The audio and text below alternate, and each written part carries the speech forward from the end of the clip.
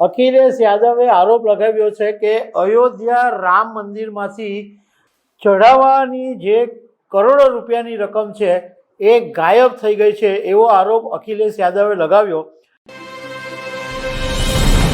ઉત્તર પ્રદેશના પૂર્વ મુખ્યમંત્રી અને સમાજવાદી પાર્ટીના નેતા અખિલેશ યાદવે એક્સ પ્લેટફોર્મ ઉપર એક પોસ્ટ મૂકીને રાજકારણને ગરમાટો લાવી દીધો છે. અખિલેશ યાદવે આરોપ લગાવ્યો છે કે અયોધ્યા રામ મંદિરમાંથી ચઢાવવાની જે કરોડો રૂપિયાની રકમ છે એ ગાયબ થઈ ગઈ છે, એવો આરોપ અખિલેશ યાદવે લગાવ્યો. અને આ એક મમરો એક્સ પ્લેટફોર્મ પર મૂક્યો, એને કારણે માત્ર દેશમાં નહીં પણ દુનિયાભરની અંદર ચર્ચા શરૂ થઈ ગઈ. કારણ કે અયોધ્યાના રામ મંદિર વિશે આખી દુનિયામાં લોકો ફેલાયેલા છે અને સાથે સાથે રાજકારણની અંદર પણ ગરમાટો આવી ગયો છે. તો આના વિશે તમારી સાથે વાત કરીશ. મારું નામ રાજેશ શાહ છે અને તમે જોઈ રહ્યા છો ગુજરાતના સૌથી મોટા ડિજિટલ ન્યૂઝ પ્લેટફોર્મ ખબર છે.com. અખિલેશ યાદવે એક્સ પ્લેટફોર્મ ઉપર જે ટ્વીટ કરી એનું કારણ એ છે કે અયોધ્યાના સમાજવાદી પાર્ટીના પૂર્વ ધારાસભ્ય અને મંત્રી રહી ચૂકેલા પવન પાંડેએ એક દાવો કર્યો કે અયોધ્યા રામ મંદિરમાંથી 5 થી 7 કરોડ રૂપિયાની ચોરી કરવામાં આવી છે. અને પાંડેએ સાથે એવું પણ કીધું કે હું દેશની સરકાર અને ઉત્તર પ્રદેશના મુખ્યમંત્રી યોગી આદિત્યનાથને પૂછવા માગું છું કે શું તેઓ આ ચોરી પર FIR કરશે, મામલાની નિષ્પક્ષ તપાસ કરાવશે.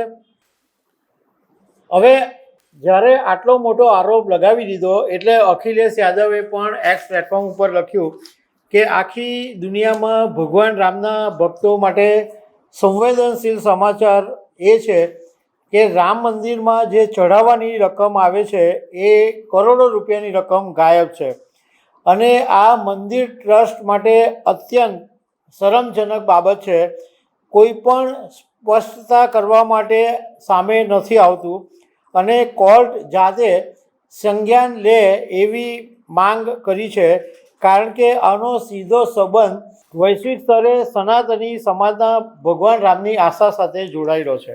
હવે જ્યારે અખિલેશ યાદવે આટલો મોટો આરોપ લગાવી દીધો એટલે શ્રી રામ જન્મભૂમિ તીર્થ ક્ષેત્ર ટ્રસ્ટના ચંપતરાયે એક વિડીયો જારી કર્યો અને વિડીયો જારી કરી અને આખી જે દાનની રકમ આવે છે એ કેવી રીતના ગણતરી થાય છે, કોની હાજરીમાં થાય છે, બધી બાબતની સ્પષ્ટતા કરી.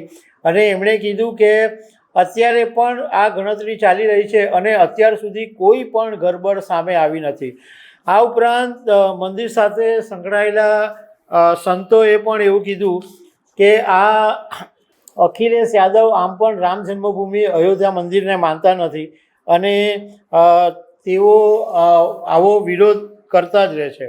હવે આ બાબતમાં વધારે ભડકો એટલા માટે થયો કે અયોધ્યા ભાજપના નેતા ડૉક્ટર રજનીશસિંહે આ કથિત ચોરીની ફરિયાદ બાબતે પ્રધાનમંત્રી નરેન્દ્ર મોદીને કરી છે અને એવું પણ જાણવા મળ્યું છે કે PMOમાંથી રિપોર્ટ પણ માંગવામાં આવ્યો છે.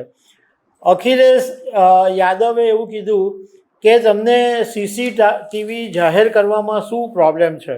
હવે જે ચંપતરાયે વાત કરી છે કે રામ મંદિરમાં ચઢાવવાની જે રકમ છે, રોજના 1 કરોડ રૂપિયાનું દાન આવે, જે લોકો દર્શન કરવા આવે એમાં એવરેજ 1 કરોડ રૂપિયા આ અયોધ્યા રામ મંદિરમાં આવતા હોય છે.